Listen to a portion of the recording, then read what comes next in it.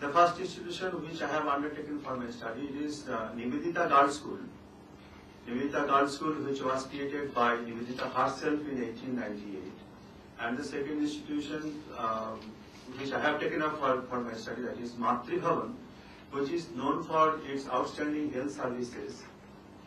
These two institutions actually, apart from other institutions, I have taken for my study. Like Ramakrishna Mission, Sharada Math and Ramakrishna Sharada Mission also has several wings and several branches all over the world and also abroad. But it is difficult to cover all the institutions, their services all over the world and all over the country. So I have just limited my study within these two institutions, Nivedita Girls' School and Matri Bhavan. Before exploring the role and services of Nivedita Girls' School in education, I'd like to look into its origin and growth over the decades and its foundational philosophy. The Nivedita Girls' School was founded by Sister Nivedita in 1898. Ramakrishna School for Girls was the name given by Nivedita herself at the time of its inception, but Swami Vivekananda changed the name for what it is known today. Nivedita was not only keen to spread education among the girls, she also wanted to religiously inculcate a conscious appreciation of national culture and art among the girls. We need to keep in mind that doing charity was not her mission. Rather, she persisted with the mission to kindle the spirit of nationalism among her students by imparting value-oriented education. That Nivedita was not that type of European missionary who was engaged in civilizing India. Her work was not for doing charity, but he wanted to bring the girls out of home from the conservative Hindu family in 19th century Bengal.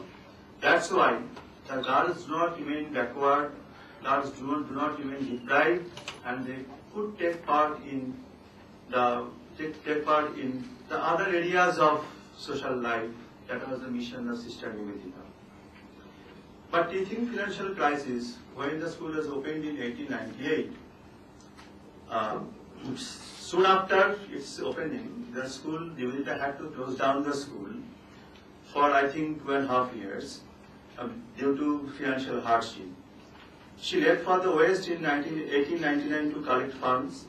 In 1900, she presented her project for Ramakrishna Mission for Girls to her American audience.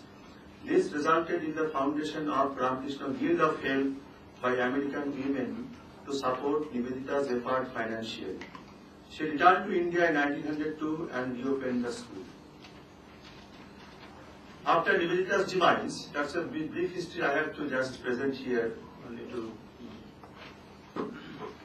connect the whole issue with the present situation, present services that is delivered by these two institutions. After Nivedita's demise in 1911, Sister Christian took up the responsibility of running the institution with the help of Sister Sudhira. Later, the able guidance of Sister Sudhira streamlined its progress, and in 1918, the school became legally affiliated to Ramakrishna Mission.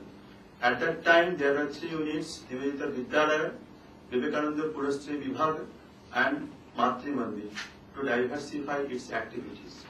After independence, the school obtained affiliation from the Calcutta University in 1949, as the school authorities were not willing to seek affiliation from the colonial rulers. The school was handed over to the Ramakrishna Mission Ramakrishna Sharada Mission in 1963. When the school was opened in 1898, at that time, the school had to work under the superintendence of Ramakrishna Mission. But after the creation of Ramakrishna Sharada Mission in 1960, the administration of the school, the management of the school was handed over to the Ramakrishna Sharada Mission. Over the ages, it expanded in the number of students, teachers, and providing services to the people. In 1964, the school authorities decided to start the industrial section with the objective to impart vocational training to the needy local women. This was done in compliance with the spiritual resolution of Ramakrishna Vivekananda movement, that the inner abilities of women had to be aroused so that they didn't remain behind men. Their latent potentialities needed to be sensitized for the purpose of acquiring dignified place in family and society. A proper judgment of the contribution of Nivedita in founding the school in a period of socio-political turbulence needs an exploration in the light of the incompatibility between the forces of Hindu orthodoxy and modernizing Bengali mind. A glimpse at its growth from a tiny school in Bagbajar in the closing years of 19th century to a reputed institution today gives a brief overview. Nivedita's effort to bring out the girls from Orthodox Hindu families was a very difficult job because the social milieu at that time, in the 19th century Bengali, the social milieu was not at all propitious for teaching.